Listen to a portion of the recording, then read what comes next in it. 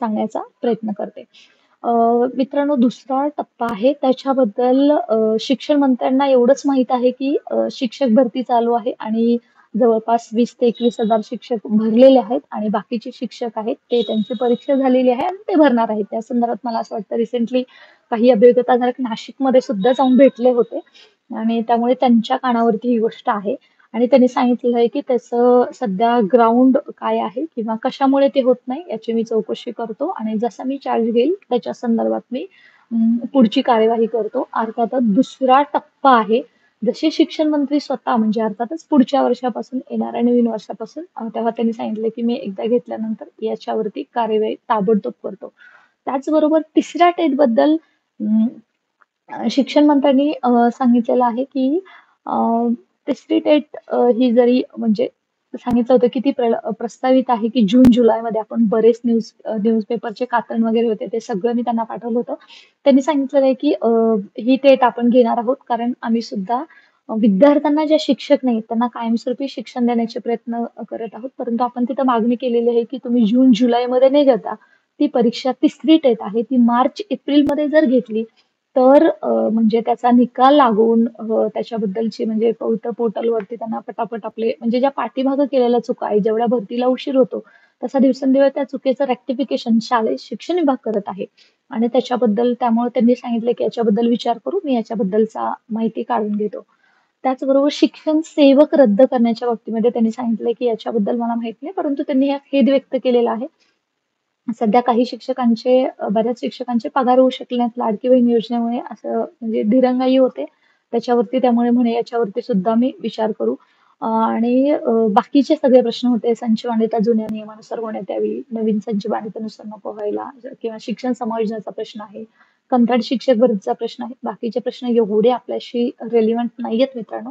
शिक्षण मंत्र्यांनी एकच सांगितलेलं आहे, की जेव्हा मी जॉइन करू तेव्हा तुम्ही पुन्हा एकदा भेटायला या आणि त्याच्यावरती आपण सविस्तर बोलूया आणि त्याच्यावरती तुमचे जे प्रश्न आहेत त्याच्यावरती मी चौकशी करून घेतो. सो मित्रांनो, I am very happy to tell you everyone की नवीन वर्षातच अगदी म्हणजे आपण पुन्हा एकदा शिक्षण मंत्र्यांना भेटू आणि जी त्यांची आजची चर्चा झालेली आहे कालची, त्याच्या संदर्भात त्यांना पुन्हा एकदा आठवण करून देऊन आपल्याला ठोस उत्तरं मिळणार आहेत.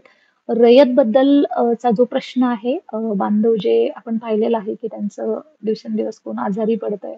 इतक्या दिवस प्रदीर्घ काळाचं आंदोलन त्यांचं चालू आहे. त्याच्या संदर्भात सुद्धा लवकरात लवकर निर्णय येण्याची दाट शक्यता आहे. शालेय शिक्षण विभागाने सुद्धा असं सांगितलेलं आहे, की आम्ही पुढच्या पुढच्या वीकमध्ये किंवा जास्तीत जास्त त्याच्या पुढच्या वीकमध्ये रयत बांधवांचा काही ना काही तर निर्णय देणार आहोत. कारण ते यांचा निर्णय जोपर्यंत होत नाही, तोपर्यंत म्हणजे सेकंड टॅब उपलब्ध काही प्रॉब्लेम नाही. परंतु बाकीच्या गोष्टी स्ट्रीमलाईन होत नाहीयेत, हेही सुद्धा तितकंच समजणं गरजेचं आहे. आणि दुसरी गोष्ट अशी आहे, संतोष सर मला असं वाटतं कॉपी पेस्टचा काही संबंध येत नाही हो. शिक्षण मंत्र्यांची काल भेट घेतलेली आहे. तुम्ही कॉपी पेस्ट करतात तर तुम्ही म्हणजे बघण्यात काहीच अर्थ नाही. तुम्हाला ऑलरेडी माहिती आहे तर काहीच मतलब नाही ना. आणि कॉपी पेस्टचा काय संबंध आहे? कोण कॉपी? कसली कॉपी? कॉपी आम्ही परीक्षा थोडी देतोय. शिक्षक तुम्ही आहात. आपल्याला विद्यार्थ्यांना परीक्षा देण्यासाठी एलिजिबल करायचं आहे. सो कॉपी पेस्ट असेल तर अतिउत्तम ना. तुम्हाला डबल-डबल ऐकायला भेटतंय. सो पुढच्या एक 10 कालच आपण पाहिलेलं आहे. काल अ, अ, नाईक सरांनी स्वतः मंत्रालयात जाऊन सुद्धा याचा फॉलोअप घेतलेला आहे आणि त्याच्यावरती त्यांनी सांगितलेलं आहे, की म्हणजे लवकरात लवकर आम्ही ह्याच्यावरती निर्णय देत आहोत. So hoping for the best. Phase 2 कधी होईल आणि तुमचे हेच कंटिन्यू प्रश्न आहेत.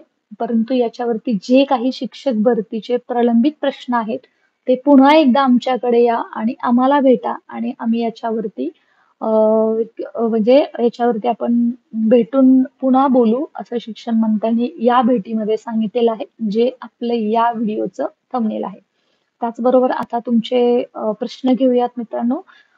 इन शॉर्टमध्ये आपले जे शालेय शिक्षण मंत्री भुसे साहेब आहेत, ते डायनॅमिक पर्सन आहे, ॲक्टिव्ह पर्सन आहे. त्यांच्या कामाची पद्धत तुम्ही पाहिली असेल.